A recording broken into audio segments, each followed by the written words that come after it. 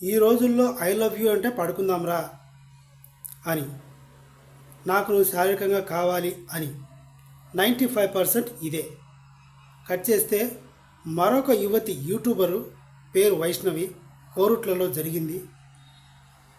10 నెలల క్రితం ప్రేమ, పెళ్ళి, కడుపుతో ఉన్నప్పుడు హత్య చేసింది భర్త హరిబాబు. రీజన్ ఏంటంటే ఫ్యామిలీ ఇష్యూస్.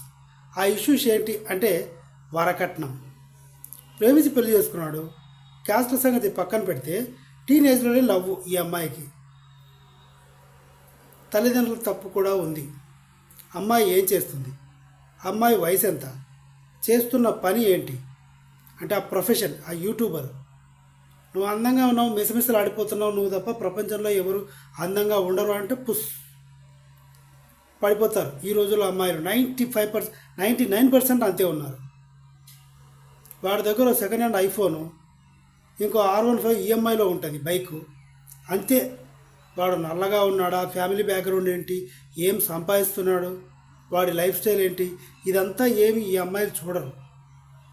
నాకు ఇలాంటి వాడే కావాలి, అది చూసి సొల్లు గార్చుకుంటారు. వాడు ఈమె అందాన్ని చూసి సొల్లు గార్చుకుంటాడు.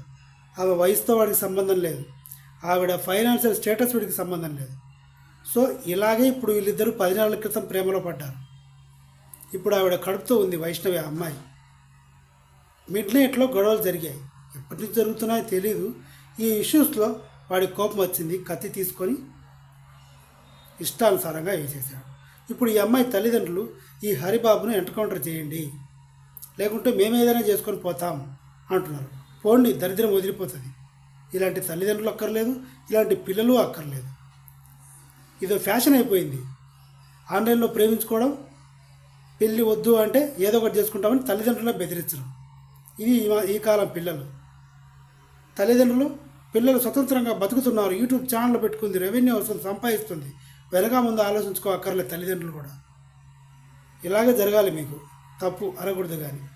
సో ఈ యూట్యూబర్ వైష్ణవ్ విషయంలో జరిగింది ఇది.